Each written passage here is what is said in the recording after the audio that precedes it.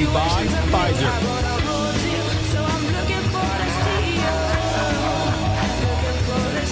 In this video, you're going to see the future.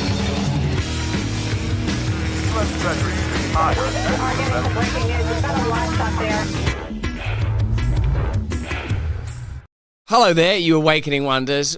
Look, if I don't mention Ash Wednesday, you're going to have serious questions about what's on my forehead and think maybe, is this some sort of Nazi thing potentially? So I'm not trying to be religiously exclusive when I say Happy Ash Wednesday and that I am ashes. And one day I will return to ashes. And it's only the endowment of a divine spirit that even makes my life worth living, or even the concept of anything having value possible and plausible at all. And that's something we're going to have to investigate because we've got so much to talk about today, but mostly, obviously, Trump's congressional address and the fusion of stand-up and rhetoric into a position that we'd previously started to see as a bit boring. I mean, what I'm saying bluntly is, how would it have been if Kamala Harris was doing that? How would it have been if it was Joe Biden? And was it good when, say, someone who's good at public speaking like Barack Obama was doing it? Because this is pretty significant, I would say, wouldn't you? Like, it's a pretty extraordinary address. I want to focus on the sort of sulkiness of the Democrats. And then I want to talk about that little boy, which I think was pretty sweet and lovely. But anyway, there's so much to get into. If you're watching this on X or YouTube, perfectly good platforms. X, I suppose we have to be extremely grateful for because it's a free speech platform. YouTube, I'm a little more dubious about that. You know, I'm sort of not involved in litigation, but on the precipice of litigation because of YouTube. You know what happened with me on that platform. But ultimately where I want you guys is on Rumble. So this screen's just at a slight angle and I'm such a little freak. Even that's bothering me. That's good. That's all good now. So I want you to join me ultimately on Rumble where, well, I mean, there's so many brilliant content creators, isn't there? The people at Rumble that are not being asked to join the government, like Crowder or Paul or Rubin, or hopefully you think me, you know, we make pretty good content. Let's get straight into today's show. We've got some brilliant content coming up. I want to jump right into it now. Firstly, what a difference a day makes. Zelensky says Oval Office meeting was regrettable and he's ready to negotiate peace. So if you felt that Trump was somehow moronic in his handling of that, and I know that you probably don't because you're watching this on Rumble and you're watching me and you probably think I'm a pro-Trump person, but really, as the old cross indicates, there's only one sovereign, there's only one king, there's only one leader that ultimately I believe in. And anyway, I'm English. I just want you guys in America to carry on being the vanguard of what's possible on earth when it comes to the expression of freedom and culture. And what does he say, our man Elon Musk? Trump wants a foreign leader to do something. Trump suggests something unorthodox and hyperbolic. Leader caves and Trump gets concessions. The left claim Trump is fascist, stupid, and his plan will not work. Yeah, it's interesting, man, because that's the way it's rolled out with the Zelensky situation, and maybe something as, let's face it, outrageous as the Gaza meme may yet, please Lord, have a positive impact for all those that suffer as a result of conflict, violence and war, regardless of where they find themselves religiously, ethically, or certainly politically. Democrat Republican Nydia Velasquez tells Elon Musk to go back to South Africa. This is funny, because this is the point, right? Like, let me leverage my former position as a liberal and as a leftist, as a person that believed the ideas of Karl Marx might have some merit and value. Let me leverage it all right now. When Democrats like Nydia Velasquez say to Elon Musk, go back to your own country, it makes it look like there's some hypocrisy in their positions. He's only been in office for 6 weeks. Seems like 6 years, doesn't it? Mm-hmm. And he's been going around with his cronies touting his so-called landslide. That's the wrong button. Sorry, I pressed the wrong button. That's the next one. That was obviously The View. We'll get into that in a second. But this is Nydia Velasquez. Sorry, look how long it took me to notice that as well. I'm so busy being Christian. Whoa! Is that her normal voice? Let me watch that again. Elon Musk, and what the hell are you doing here in America? Go back to South Africa! I mean, either you disagree with that kind of grandstanding or you don't. I mean, I guess Elon Musk, you think that person's so powerful that he should not be included within the general remit of compassion. Well, compared to God, Elon Musk is not powerful, even if he owns most of the satellites in space. Compared to the limitless power of God available to us in the present moment, he's not that powerful. And if you think that power means that people ought to be exempted from prejudice, you're going to get into some interesting conversations around tropes around anti-Semitism pretty quickly, aren't you? Let's have a look at what Joy Bayard was saying. She don't like Stephen A. Smith's answer regarding Donald Trump's mandate. We're going to mostly spend the show, though, today talking about the congressional address, which was astonishing. He's only been in office for 6 weeks. Seems like 6 years, doesn't it? And he's been going around with his cronies. Like, what's weird? Isn't it weird when you lose touch with that kind of legacy media? As people have often said about silos in online spaces, I actually don't know what the narrative is from them anymore. I've stopped trusting them because of not even stuff that's happened to me personally, but primarily because, say something like how Colbert would cover Bobby Kennedy when Bobby was running as an independent and was so derisory, dismissive and cruel. I feel like, hold on, if you group him in with Trump, who previously you said your condemnation of was based on sort of misogyny, racism, etc., then I feel like I can't trust you when it comes to Trump either. And that's when my mind sort of got opened to the possibility that you can't default to liberalism as being equated with compassion, kindness, and social justice. Just because that's what we thought it meant and what it should mean, it doesn't mean that anymore. It doesn't mean that, because whether it's Trump or Bobby Kennedy or whoever it is, if you're not basically in alignment with a set of precepts and principles that serve the establishment, they'll find a way of condemning you.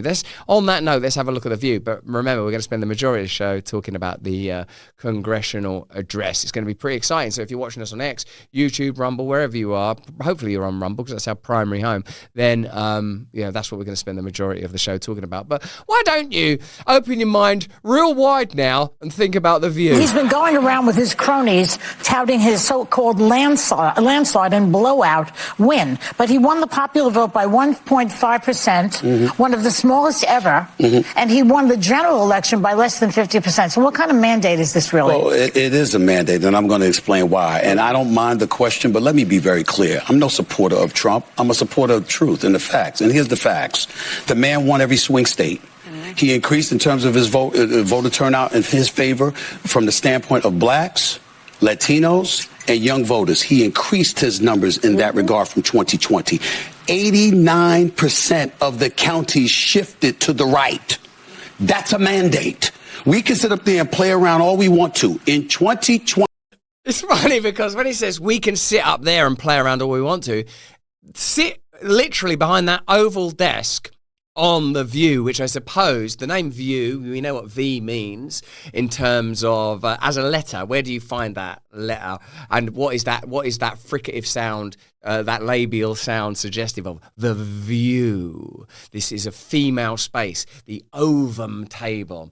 Well, what they do when they sit there is they claim as women to be speaking for a kind of feminine intuition, for a kind of female common sense, and for values like compassion and progressivism. But what actually they do on the View is defy reason, defy logic, and they're one of the vocal platforms that's deployed to legitimize the condemnation of the majority, however vast it is. We can query. Indeed, Stephen Smith in his answer there is querying the vastness of that majority. But what he's saying is it's without question a significant mandate. It's an absolute mandate. You can't sit on the View and say Trump's a racist and RFK is a psychopath and a lunatic, although there are people in the Rumble chat right now saying he's been blackmailed by Mossad. But this is Rumble. That's what you get on Rumble. No one can do anything without being a Zionist or an anti-Semite or a Nazi, or an Illuminati member. It's complicated, and that's the kind of free speech we welcome. And hopefully, amidst these varying and vacillating streams, we'll find something reliable and truthful, which is a lot more than you're going to get on The View, where when confronted with the nature of Trump's mandate, his popularity, and the fact that he is a president, whether you agree with him or not, who is governing in this way that he said he would when he campaigned, that, in a sense, is a good thing, even if you hate him. Surely, let me know in the comments and chat if you agree with that. 2020, Trump didn't win the popular vote. He didn't win the electoral college vote. A matter of fact, the Republicans hadn't won the popular vote, if I remember correctly, since 2004. Yeah. But they did this year. So 20 years after they last won a popular vote, they won the popular vote. They won the electoral college vote. The man won every swing state. And on top of it all, 89% of the counties shifted against. I don't understand how people can look at that and say, there's no mandate. There's a mandate. Well, it's a different definition of a mandate, I guess. But the problem is that if you're the Democratic Party and you lost 49.8% to 48.3%, and you're looking at that 1.5% dip, that's an excuse for you to say, what we did really wasn't that bad. Some people didn't we should continue to do that. Don't continue to do that. Find a new strategy. That's live schooling on The View. We're used to seeing them now offering retractions and legal qualifiers and disclaimers. Oh, did I say that? That's not actually true. Now what you're seeing is live education. And not only is that an excellent definition of the nature of a mandate, it's also an indication that what The View and legacy media is, in all of its varieties and hues, is propaganda for a set of establishment powers that had become invisible to us and are now visible again. Saying that is not akin to saying that Trump and Musk and other powerful figures will not have their problems and are immune to corruption or hypocrisy. It's saying that what was coming out of the liberal left has been worse than what's coming out of the right for so long, and worst, and I'd say the most unappealing aspect of it has been the condemnation and criticism of ordinary people, the loathing of ordinary Americans that's come out of elite spaces. That was the thing that turned me in the end. They don't like normal people while claiming to talk to them. And The View, like many of the assets of legacy media, is functionally and fundamentally propaganda. And if it weren't, you wouldn't have things like this happening. This is the viral video of Chuck Schumer and Elizabeth Warren literally singing from the same hymn sheet, demonstrating to us that there is a centralized message. And I suppose you want party unity, but what you don't want is propaganda. What you don't want is media so untethered from reality that it's ultimately irrelevant. What you want is a discourse that can accommodate some of the mania that comes out on the chat on Rumble, like where you'll have one person saying, like talking about Islam and Palestine, other people saying you don't talk enough about Israel. You want volatile free speech so that we can aggregate intuitively based on scripture what the right path is for the individual, for the community and the nation. But that's what I think. Let me know what you think in the comments and chat. Let's have a look at the propaganda machine that's coming out of the Democrat Party. Remember, ultimately, we want you to join us on Rumble. And if you get Rumble Premium, you get an ad-free experience over there. Plus, I think I benefit directly financially. But I don't like to think of that as being my motivation. But probably, on some level, it is. I win, I will immediately bring prices down starting on day one. That ain't true. That's what you just heard. Since day one of Donald Trump's presidency, prices are not down. They're up. Inflation is getting worse, not better. The prices of groceries, gas. Unbelievable. It's unbelievable. We'll be covering that in more detail later on in the show and elsewhere in our content. Remember to follow us on Rumble and watch our show there. Good news, everyone. Cybertrucks are the epitome and epitomizing symbol of harmony and unity. If a Cybertruck ever comes into your life, it will bring you nothing but happiness, kindness. I consider it to be a carriage of joy and friendship and brotherhood. We've got one outside right now that's sent to us by 1775 Coffee. Frankly, it's caused a lot of disruption and arguments among the team. Nevertheless, Elon Musk says he will buy one for anyone that can prove that can demonstrate who wrote that bit of propaganda, because there are now 22 Democrat senators all doing that cringy video that we just watched a bit of, and you can get a Cybertruck for anyone who provide proof. Like the first person to provide proof gets a truck. Well, you can also get a Cybertruck, our one, which I consider might be cursed, by getting involved in our 1775 sponsorship. What have we got? Is one of our adverts for those guys today? No, oh, yeah, we have. Why don't we put that advert on? I know it's advert number 3, Isaac, but hey, it's a link, baby. 1775 was a great year for democracy, independence, and for coffee. Ah, dark roast, you stinking bean. Ah, peaberry, you naughty, velvety little secret. 1775 is coffee. That means it. It's an official supporter and sponsor of Rumbles, and it's supporting me even now. Why? My colon is coasting to cleanliness, all dancing on the roller coaster ride of that naughty bean that 1775 provided me with. The government's run running on caffeine and corruption. Don't let your morning fuel be just as weak. 1775 coffee is roasted for rebels, revolutionaries, and anyone who thinks their coffee should taste like freedom, not like the tears of an overpaid diversity consultant. Dark roast, it hits harder than a tax audit. Medium roast, smoother than the excuses they give you when inflation spikes again. Vitality mushroom blend fuels your brain like you just figured out they're lying to you. Hand-picked single origin beans roasted fresh in Myamski, because your coffee should be fresher than whatever nonsense they're selling on the news today. You can smell it. And if bold flavour and non-compromising quality weren't enough, every dollar you spend enters you to win a Cybertruck and 30 grand in cash. That's right, free coffee, free truck, free money. Almost makes you feel like a politician, except this deal actually benefits you. I'm driving around in that Cybertruck. If you see me pass, I will take you anywhere within a 15-minute radius. I'm Cybertrucking around. I can't endorse absolutely every slogan on it, but most of them I wholeheartedly agree with. So if you want a near deadly cup of coffee and a lethal Cybertruck, make sure you're near a charging station when you use those things. Then go to 1775coffee.com, use the code BRAND for 15% off, and start your day like a real patriot with coffee that stands for something and refuses to sell for weak beans or weak leaders. Are going to be out and about in that Cybertruck a little later today. You've just seen there how you can win it. All right, guys, let's have a look at those 22 Democrat senators doing that propaganda. And when you watch Trump's congressional address with me in a minute, you'll see why we're in the position we're in culturally. The Democratic Party movement, the liberal values that it claims to represent, are imploding because of a lack of veracity and authenticity. Something new is going to emerge. We're going to be talking about a new union and new ways that we can progress together, a new awakened cultural and spiritual movement, because you can't expect the government to do everything. Even if you're super pro MAGA Maha, even if you're a MAGA Maha maniac, you surely know that ultimately this is about your relationship with the limitless divine. You know that, don't you? You know that already. Let's have a look at some filthy propaganda. 22 Democrat senators all doing that thing together. It's disgusting. When I win, I will immediately bring prices down starting on day one.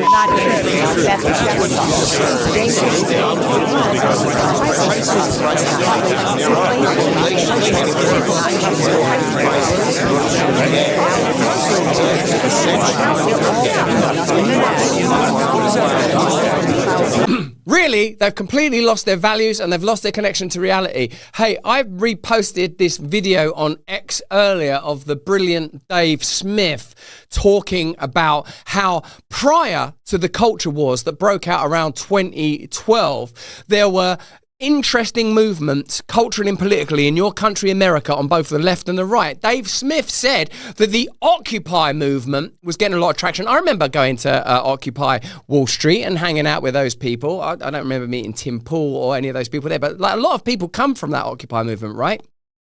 I went to Occupy events in the UK as well. It was very left-wing. It was anti-big banks. It was anti-big finance. It was the kind of grassroots movement that probably generated the rhetoric that led to Bernie Sanders' somewhat successful campaign in 2015. He'd have won if the Dems hadn't stymied him and given you Hillary Clinton because they wanted you to have that.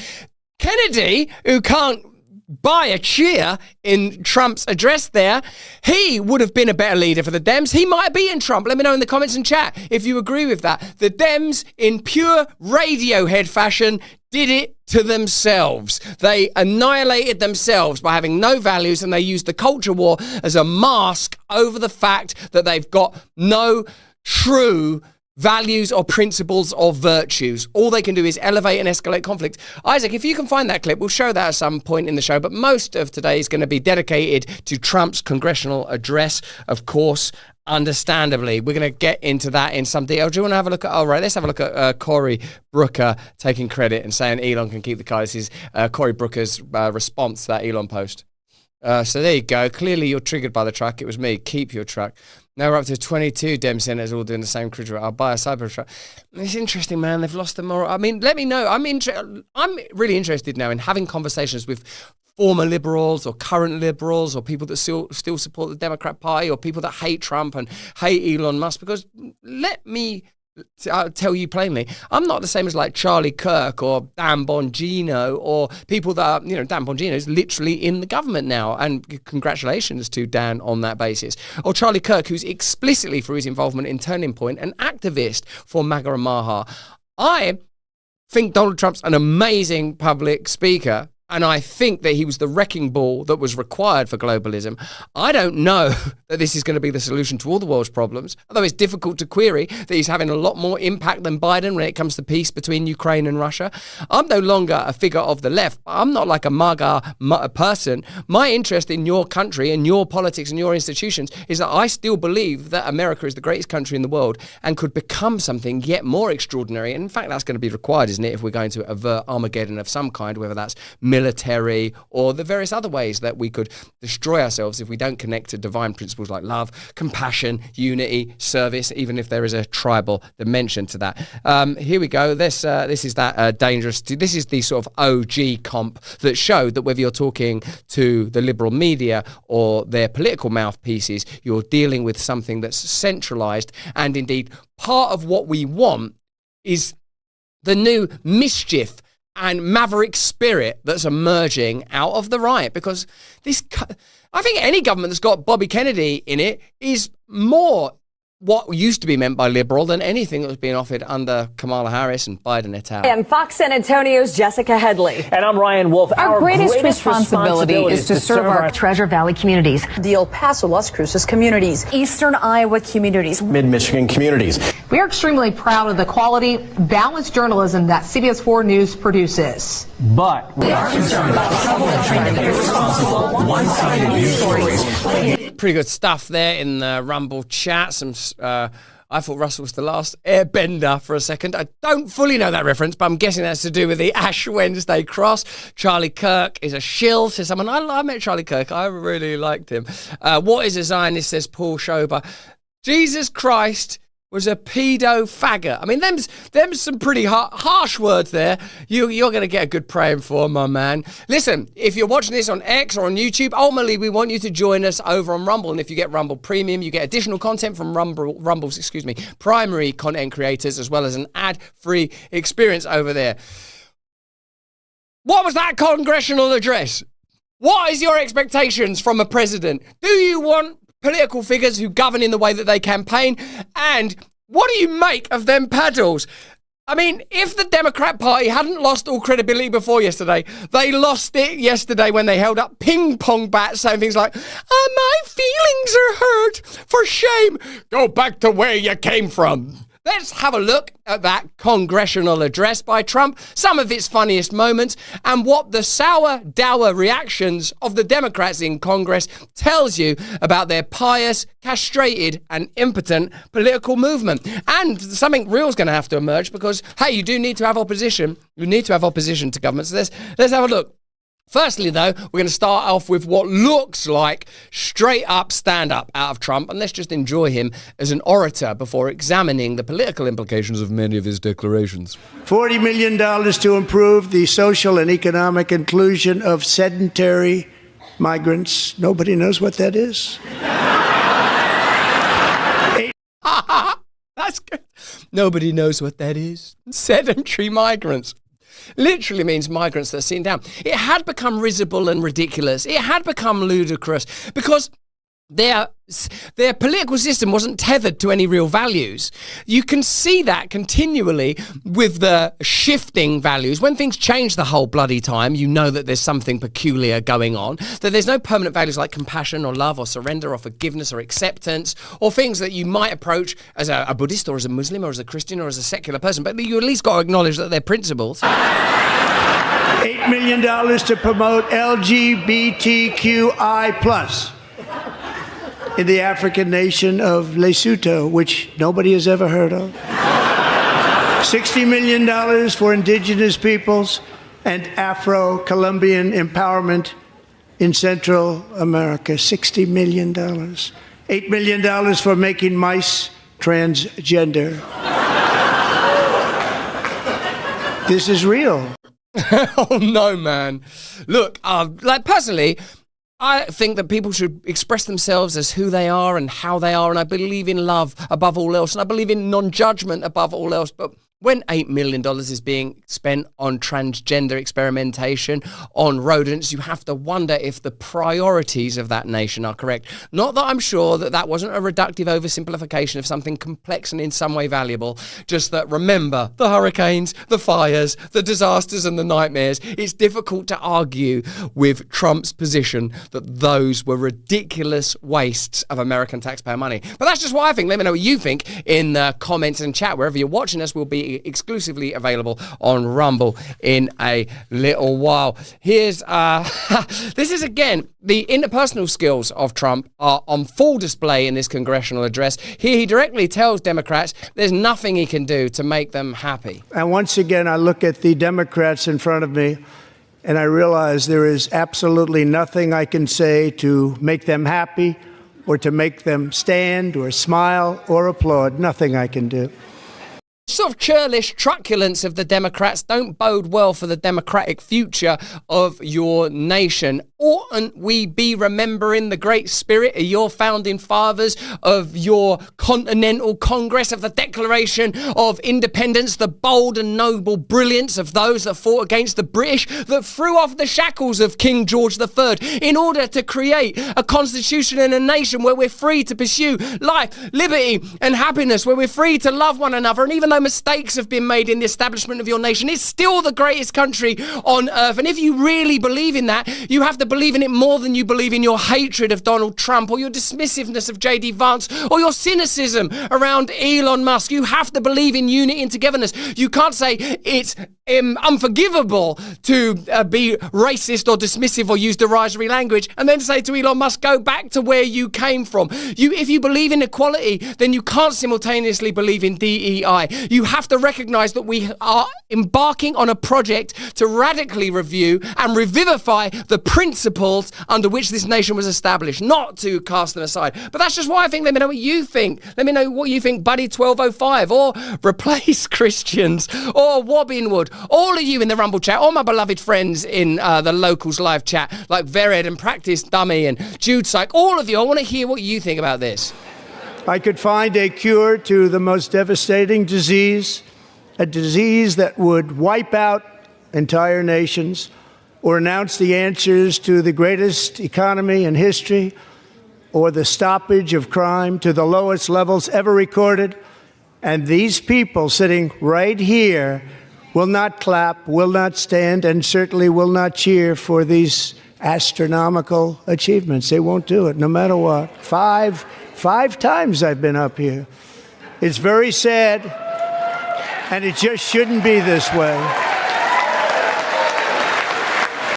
I don't think that's a good look for them, sitting there all dour with a ping pong bat. I think it looks silly. I think it looks like they're out of touch with reality. This is a time, I think, for America to unify. I think this is a time to say there are certain values that define your country and your nation, and that does, I reckon, amount to inclusivity and the variety and the exciting project of the Americas and federalism and independent states and experiments in democracy. That can't be done with sourness, cynicism, or hatred from either side, either the governing party or the opposition party. But the opposition party in particular, I reckon, until they undertake a full investigation into how they became completely captured by the donor class, by lobbyists and globalism, whether that's deep state globalism, i.e. entrenched bureaucrats running the country, or powerful commercial global corporate forces. Until that conversation has taken place, you don't have a Democrat Party. You just have sort of dour, sour, ping-pong bat. I would say ping-pong players without a ball. I mean, that's what they've got. They've got bats, no ball, no game to play. Let's have a look at, this is a lovely moment here where Trump acknowledges Bobby Kennedy. And you would think just out of like heritage and honoring the past, the name Kennedy, as Trump himself points out, would stir something like enthusiasm. Robert F. Kennedy, Jr.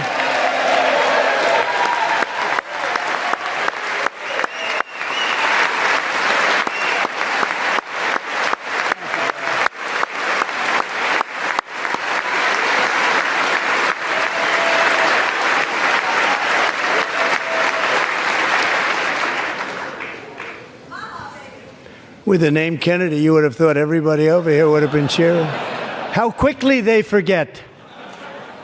Our goal is to get top. Not just the name Kennedy, but Bobby Kennedy is a person that I happen to know, and I consider him to be a dear friend. The reason I think he's such a great person is because he's open and honest about his brokenness and the brokenness of his past. He's diligent and brilliant, well-read, compassionate, kind, articulate, funny. Let me ask you this. Let me know if you agree with this in the comments and chat. If the Democrats had chosen Bobby Kennedy as their candidate, do you think he would have done better than Kamala Harris? Do you think he would have done better than Biden? Do you think he maybe could have even beaten Trump? Do you think that the Democrat Party are so owned by corporate and commercial interests, they can't run with a candidate that's interested in the American people, that's interested in redressing the pharmaceutical industry and what some people are beginning to consider the crimes of the pandemic era? Any man that could write the book that he wrote about Fauci and be as factually accurate, as bold and as brave, as preemptive of the problems that we would foresee in the pandemic and the likely, the reckoning that he's invited when it comes to big food, big agriculture, the problems of diet and health in America, that man would have been a far better leader than Kamala Harris. And that man in government with Trump is likely to bring about significant change. And the fact that the Democrats sit there like that with their ping pong bats with their arms folded, like daft prats, or even would you elevate as far as twats, tells you that it's a party in decline, decay, disrepair, and descending into irrelevance, I'd say. But let me know what you think in the comments and the chat. What do you say? A lot of you say, RFK would have made it close. They'd have done far better with RFK says, onward truth. Replace Christians. Still very focused on what I'd say is blasphemous language, but he's got every right to say that on Rumble. That's what makes Rumble special. Let's continue because we've got a lovely mic drop moment now. If you're watching this on X or on YouTube or anywhere other than Rumble, please join us on Rumble and consider getting Rumble Premium because it helps me directly. Hey, this is the only channel where you get to win a Cybertruck. No, Musk's literally giving away Cybertrucks right now. Well, we've got one too. He's not the only person with a Cybertruck. Our one, though, might be cursed. Let's have a look at this mic drop moment from Congress. The media and our friends in the Democrat Party kept saying we needed new legislation. We must have legislation to secure the border. But it turned out that all we really needed was a new president.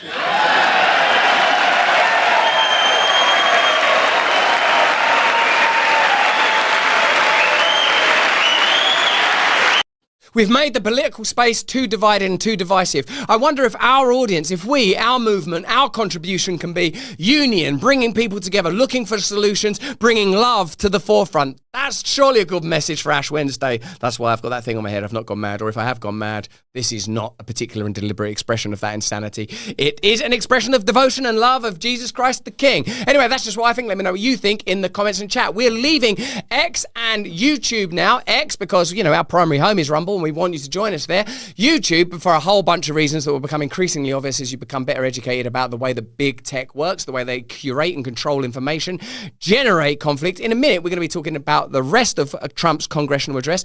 Isaac, could you pull up that Dave Smith clip? I'd love to cover that at some point in the show. He's already got it. Of course, he's already got it. You can tell from his name what background he's from. So people in the Rumble chat, you might have a point with at least that particular aspect of some of your assaults. Join us over on Rumble. Here's a quick message from one of our partners. Bunker. When you need to be safe online, you require a bunker. You must notice that billionaires everywhere have their own bunker. Why shouldn't you have Bunker to protect your online life? Bunker has been a great sponsor for the show. They're having tremendous growth, and I want to tell you about them today. High net worth families, law enforcement agents, professional athletes, and tactical response trainers trust Bunker to protect their lives from surveillance, cyber criminals, and other threats. Bunker is an uncompromised private messenger, together with a password manager, secure vault, and notes that work seamlessly together. It offers you private messaging and sharing. Send messages and leverage Bunker sharing capabilities for passwords, documents, notes, photos, and videos. There's also a password manager. Safeguard your online accounts for finance, banking, travel, shopping, and others. Feuds. Secure Vault. Keep your important documents at your fingertips, such as identification, health records, travel documents, insurance cards, and your most cherished photos and memories. You pervert. Create notes for to-do lists, travel, business, private reflections, recipes, workouts, and health information. In over 130 countries, Bunker customers enjoy peace of mind, travel with greater ease, and have more energy to focus on what matters most. Bunker, give it a try. Keep yourself safe online like billionaires do down their bunkers. Download Bunker now from the App Store, Play Store, or visit their website bunker.com. Use the offer code BRAND to get 25% off. Live life to the full and protect what matters most. Download Bunker today. Replace Christians in the Rumble chat. Now has moved on to this. Rural whites are worthless. Oh no, worthless animals. Come on, I don't even think you believe that. White farmers are fat, lazy trash, says Replace Christians. Alex Jones for the Nobel Peace Prize. Remember, that's the family that came up with dynamite. I think the whole Nobel Peace Prize is a way of covering up their guilty past for inventing dynamite. Same way that the Sackler family donate to museums and stuff, because the opioid crisis, Sackler family from Purdue Pharma that generated a lot of that fentanyl that killed loads of people in America. And why would people get to why do you focus on the banal and low, Russell?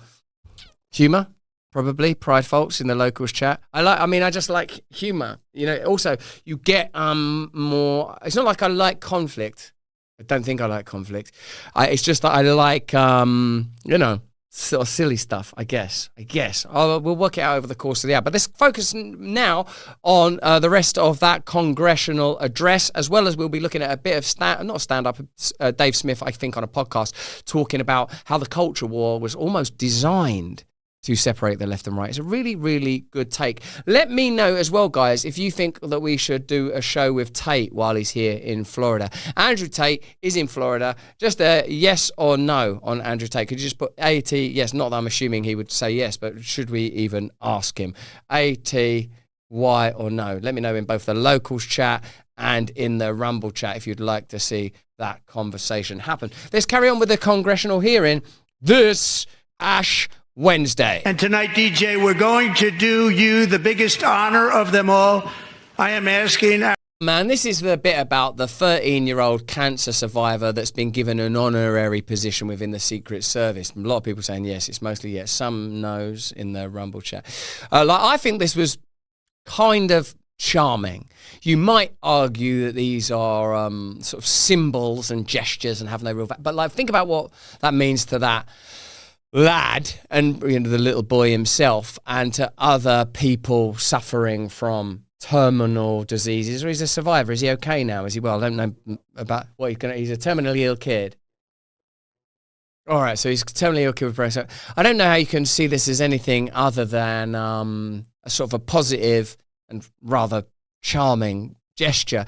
And in a way, isn't that the kind of, I don't want to say sentiment in a pejorative way, but isn't that the kind of sentiment and emotion that we need to bring to the forefront if we're going to move forward in your country, the United States of America, in unity? This is an appeal, I suppose, to those that would previously have regarded themselves as very anti-Trump. Our new Secret Service Director, Sean Curran, to officially make you an agent of the United States Secret Service.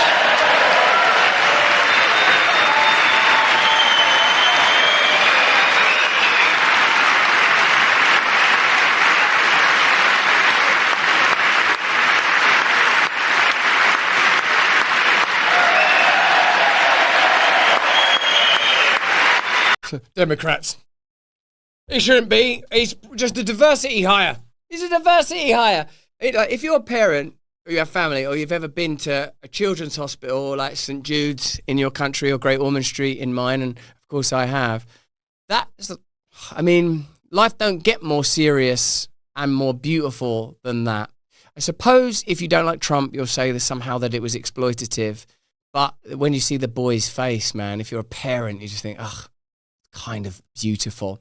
And I reckon that somewhere down in that mine of emotion is the resource that we need to collectively find to help us to abide and to obey and to grow together.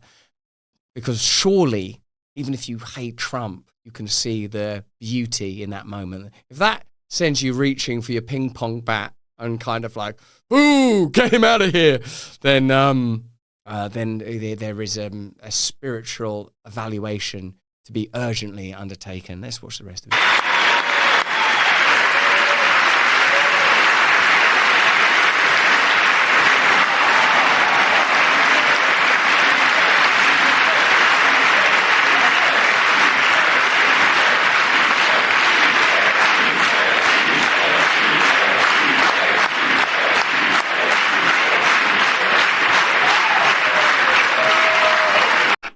There they are, still just sort of sat down. God love them. Here's MSNBC taking a sort of an unusual approach to that moment. Let's have a look at this. This is, I would say, is the kind of humorlessness, the joylessness, and the disconnect that has exacerbated and maybe even brought about the collapse of the Democratic Party. But I think this was a lesson in finding one thing that you let yourself feel. And I let myself feel joy about DJ, and I hope he's alive for another, 95 years, right? And I hope he lives and the life he wants to live. He wants to be a cop. He knows what he wants to do. And maybe when you have childhood cancer, that crystallizes for you. And I hope he has a long life as a law enforcement officer. But I hope he never has to defend the United States Capitol against Donald Trump's supporters. And if he does, I hope he isn't one of the 6 who loses his life to suicide. And I hope he isn't one who has to testify against the people who carried out acts of seditious conspiracy and then live to see Donald Trump pardon those people. That's an appalling misstep and an indication of how the media establishment has completely lost touch with the mood and sentiment of the times. And I think it's easy to lose touch if you're not tethered to real virtue and not anchored in real principles.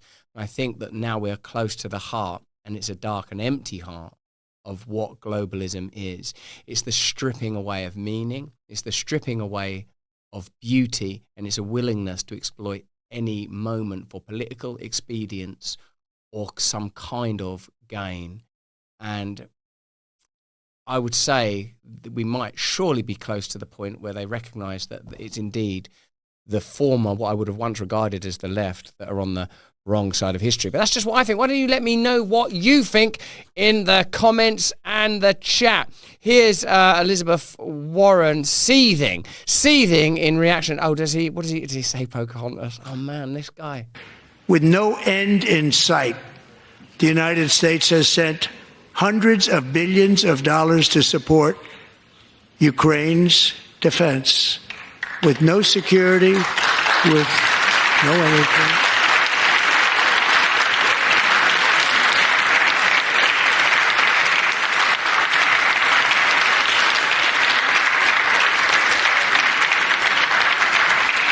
Do you want to keep it going for another 5 years? Yeah, you would say Pocahontas says yes.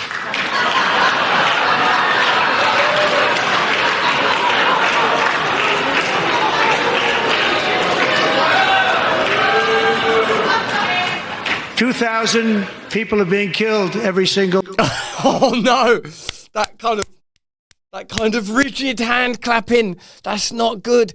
You know, that's where he is distinct, isn't it? He has a kind of genuine sense of humour. Contrast that with just yesterday, my country, Keir Starmer, the leader of the UK, attempted to capitalise on a popular sitcom called Gavin and Stacey. Very brilliant show, actually, which had an ongoing joke about an event that took place on a fishing trip. When Keir Starmer went to Wales, one of the countries that make up the United Kingdom, he made a sort of a reference to that fishing trip. For indeed, Gavin and Stacey was a show set in Wales. It seemed sort of so out of touch, banal, incorrectly deployed use of humour. Trump is a man who in real time will use a nickname that you can't be offended by unless you acknowledge that it was a bit offensive and icky that Elizabeth Warren claimed. Like, I'm 1/25th Native American, when in fact I don't even know that she actually was. She's not, is she? Was it like that? Was it sort of made up and kind of the sort of ridiculous posturing that has divorced them from the population that they claimed to serve? And even when they make those extraordinary statements like the lady there on MSNBC about the terminally ill kid, hopefully not having to face a January 6th style riot, They use children when it's appropriate to their cause. They evoke sentiment when it's convenient for them, when it's something they're aligned with and alloyed to. For example, transgenderism. And increasingly, it seems like these are issues which are important if they affect your life, were brought to the cultural forefront, not to facilitate or aid people that were having a difficult time because of biases or prejudices, but precisely to bring about division. And it's Dave Smith's take on this that I'd like to draw your attention to now, because I think he articulated it so much better than most. Are the Democrat Party done for life? Let me know in the comments and chat if you agree with that. Would they have won with Bobby Kennedy as their leader? And what does it tell you now that Bobby Kennedy is governing alongside Trump? Don't we need to address the type of critiques that we're offering towards the powerful when we are assessing now what corruption might look like in the Trump era? Do we have to acknowledge that he's been successful, it seems, in the way that he's handled the Zelensky situation, for example, who now suddenly seems open to the idea of a peace deal? So many questions for you to answer. While you ponder those things, along with, do you think that we should have Andrew Tate on? Most of you seem to think that we should. We could reach out to him if that's what you think. While you ponder that, let's have a look at Dave Smith's brilliant take on how the culture wars started and why it started. The likelihood that it was somehow coordinated, like the recent video of Trump being condemned for his tariff idea. When you see people speaking in a coordinated, cohesive way, using the same jargon and the same ideas, it's obviously centralized in some way or another. Was the whole culture war a psyop? Let's have a look at Dave Smith's brilliant take on that subject. It's nice to create containers and environments.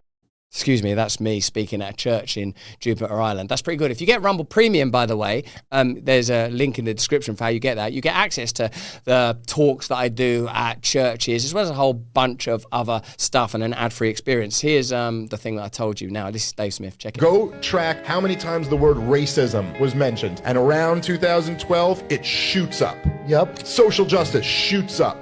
Transgenderism shoots up. White privilege shoots up. This was forced on the American people. Why are we having these conversations now? No, the people did not wake up one day and decide we want to have a national conversation about chicks with dicks. That didn't happen. This wasn't an organic movement. It was all of the most powerful people decided this is what we're going to talk about. And why was that? Look, when you're failing on policy, you pivot to a culture war. Yep. You pit people against each other, so they're fighting each other. Yep. We had in this country, we had an Occupy Wall Street movement where leftists were standing outside of big banks screaming, we are the 99%. Right-wingers had a populist movement called the Tea Party, where they were outraged about the bailouts of big banks, unsustainable debt, government spending. They don't like that. That's not what the powers that be like. Look, they like you fighting about issues like abortion. Now, I'm not saying abortion isn't a very important issue. It's a very important issue. But us fighting about that issue doesn't scare anyone at the Federal Reserve. It doesn't scare anyone in the CIA. They don't care if you fight about that issue. They love you fighting over transgender bathrooms. Yep.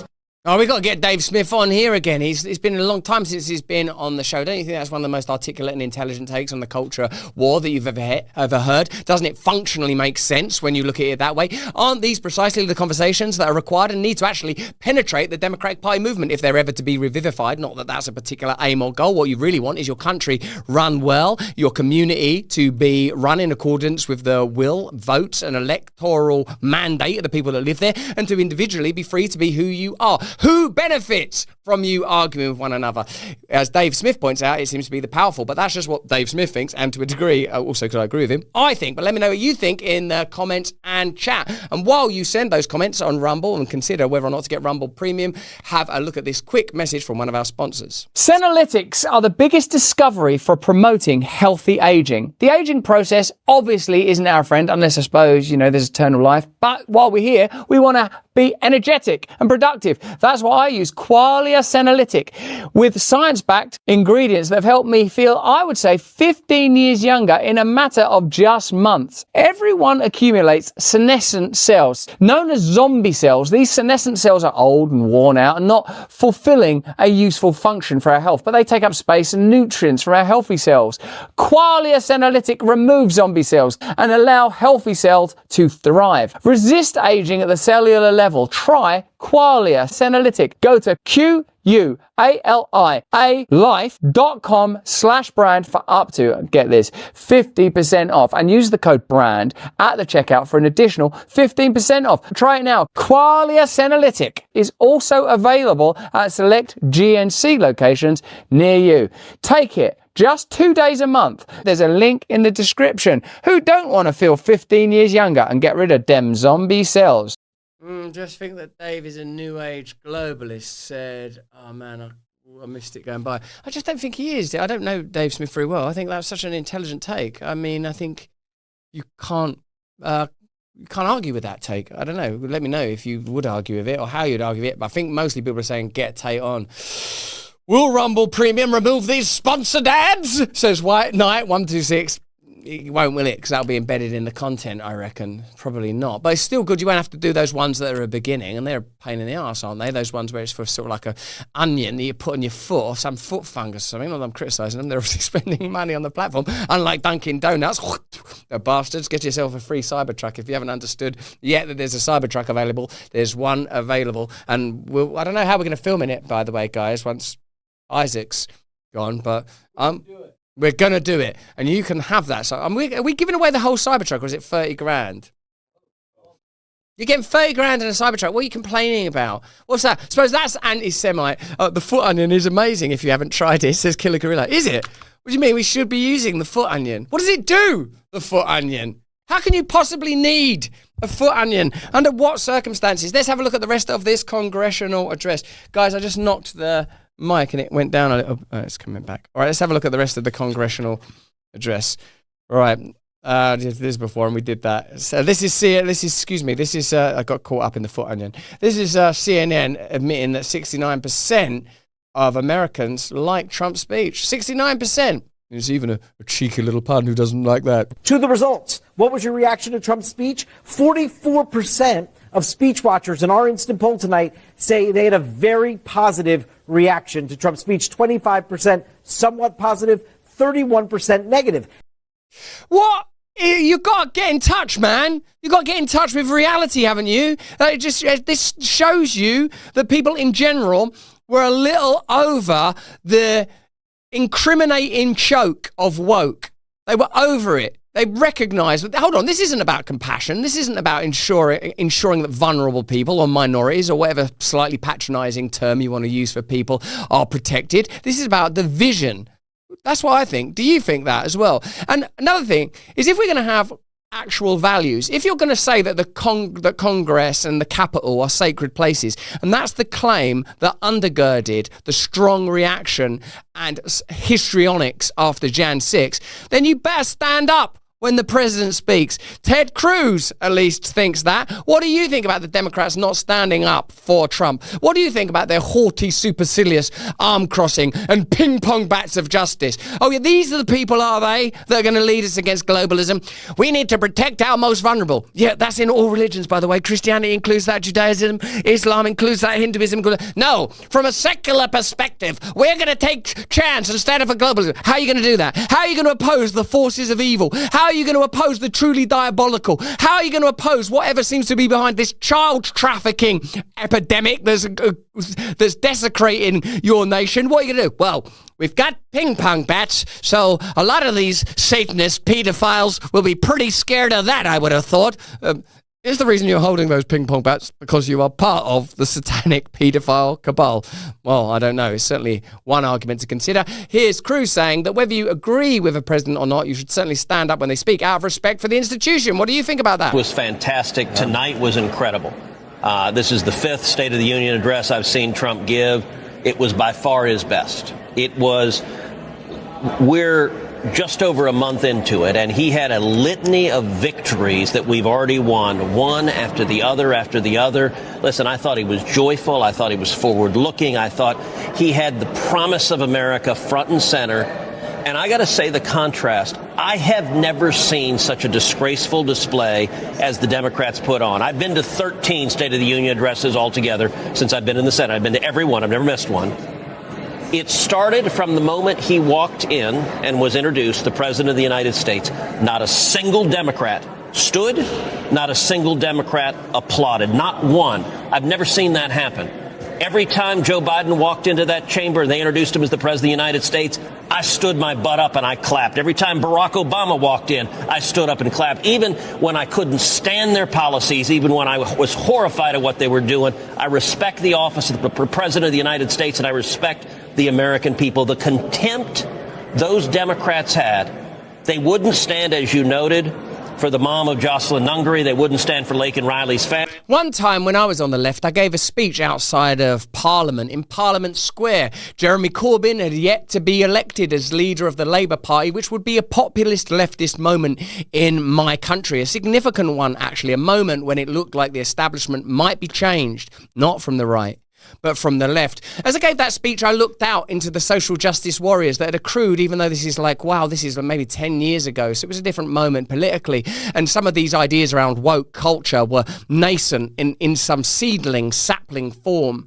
And I sensed and intuited that these people are addicted to opposition, that they kind of don't want to lead. Even when they're in government, they act like they're in opposition. They give you reasons why they can't get anything done, rather than getting things done. And I think the Democrat Party has lapsed into a kind of impotent activism around issues that could be easily solved by true virtue. If you considered yourself to be part of one human family and that everyone warrants kindness and love, you don't need to get caught up in the nomenclature of pronouns. You just need to recognize the principle of love and unity. The Democrat Party made itself irrelevant, and it made itself irrelevant because of the type of politics that's taken over the globe. Instead of real meaning and a willingness to take on institutions of power, you just have gestures and language and hollow rhetoric. Well, I would say this to the left: find your virtues once more. Find your principles. Ask why Bobby Kennedy couldn't be the leader of the Democrat Party, or why Hillary stymied Bernie Sanders, or why Jeremy Corbyn got all tied up and sewn up by the CIA. The left has to discover its cojones and its minerals once again. And I don't just mean by doing deals with Ukraine to get your hands on theirs, but that's just what I think. Why don't you let me know what you think in the comments and the chat? We will be back tomorrow with another show, and coming up on Monday, we've got an interview with Congressman Dan Crenshaw. Locals fans, let me know what you think about that. Pride Foltz certainly hasn't held back from telling me that she believes, and I like Pride Foltz a lot, all right, mate, that the Tates are flesh merchants, active flesh merchants. Yeah, no, but doesn't that mean that we could have a good conversation? Do you think so? And let me know what you think about my conversation with Congressman Dan Crenshaw and what you want to see me ask him, because that show is coming out not necessarily Monday, but next week sometime. I'm about to tape it now. Remember, join Rumble Premium to get access to more of my content. Even if you're on Locals, it's pretty clear that the way things are going is towards Rumble Premium, guys. But I still he wants to kill Tucker, says Sensitive Hearts 25. Anne-Marie, don't try. Oh my, well, yeah, a lot of strong views in the chat there. Well, I'll find polite ways of saying that, because I believe that you should be respectful of institutions of power and respectful of every sovereign individual, even when talking about difficult things. I voted for Donald Trump, says Mojo Cycler. I would have voted for RFK Jr. if he hadn't endorsed the president. Where are all those people? Yeah, this is a big audience. This is a lot of people. Okay, guys. All right, we're off now. We'll be back tomorrow, not with more of this. Did I do all the ads and everything? Yeah, we're all good, aren't we? Yeah, we've got a Break Bread coming out soon. All right, we'll be back tomorrow. Not with more of the same, but with more of the different. Until then, if you can, stay free. Win yourself a Cybertruck, baby. Many switch in, switch on, switch off. Many switch in, switch on, switch off, switch on. Many switch in, switch on, switch off. Many switch in, switch on, switch in, switch on, switch off. Many switch in, switch on, switch off, switch on. Many switch in, switch on, switch off. Many switch in, switch on, switch on, switch on, switch off. Many switch in, switch on, switch off, switch on.